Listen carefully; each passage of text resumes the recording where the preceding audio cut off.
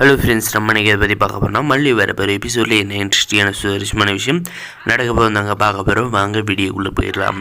நம்ம வெண்பா குட்டி யாருக்கும் தெரியாது விஜய்க்கு கால் பண்ணி அவங்களுடைய ஆசையை சொன்னதை கண்டிப்பாக விஜய் நிறைவேற்றுவாரா இல்லை அக்காவுக்காக எப்போவுமே நிற்கிறன்ற பேரில் நம்முடைய வெண்பாவை அவர் இழக்க போகிறாரா அப்படின்றத அங்கே வரப்போகிற எபிசோடில் இன்ட்ரெஸ்டிங்காக இருக்கும் போது மறக்காது நம்ம சேனலை சப்ஸ்கிரைப் பண்ணி வச்சுக்கோங்க.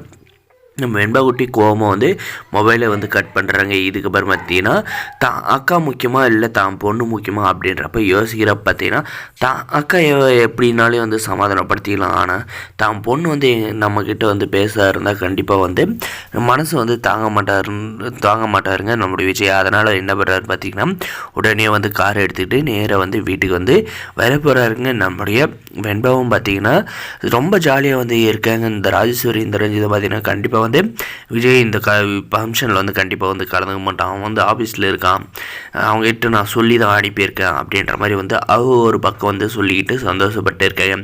நம்முடைய அன்னபூர்ணியமாவும் நம்முடைய மல்லியும் பார்த்தீங்கன்னா விஜய் வருவார் அப்படின்ற ஒரு எதிர்பார்ப்பில் இருக்காங்க. நம்முடைய பத்ரபாபு நாகுமே பார்த்தீங்கன்னா இந்த ஃபங்க்ஷனை நல்லபடியாக முடிக்கணும் அப்படின்னு சொல்லிட்டு அம்மன் கோயிலுக்கெல்லாம் போய் வந்திருக்காங்க, பிரசாதெல்லாம் எடுத்துகிட்டு வந்திருக்காங்க. அதனால் கண்டிப்பாக நம்முடைய மல்லிகை பார்த்திங்கன்னா அந்த ஆண்டவனோட ஆசீர்வாதம் இருக்காங்க. ஏன்னா நம்மளுடைய மல்லிகலத்தில் இருக்கிற தாலி பார்த்திங்கன்னா அந்த அம்மன் கோயிலில் வச்சு நம்ம விஜய் கட்டினாருங்க.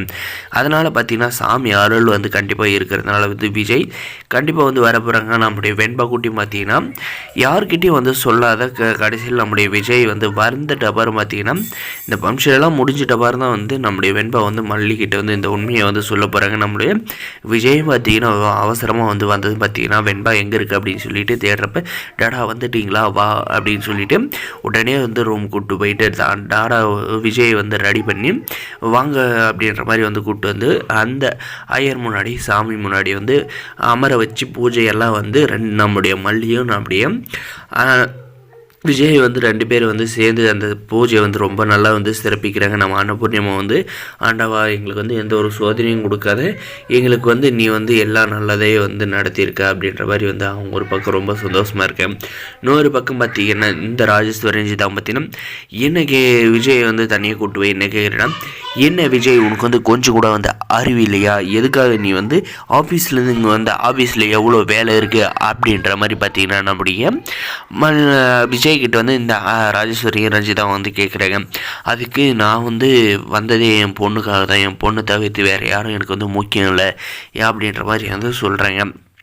அப்போ இந்த ரெண்டு பேரும் என்ன நினைக்கிறாங்கன்னு, இந்த வார்டால் தான் நம்ம போட்ட பிளான் எல்லாமே ஒஸ்ட்டாக போயிடுச்சா, இந்த வார்டு மட்டும் விஜய்க்கு கால் பண்ணாது தான் கண்டிப்பாக விஜய் இந்த ஃபங்க்ஷனுக்கு கலந்துக்கிட்டு இருக்க மாட்டான், சிறப்பிச்சிருக்க மாட்டான்.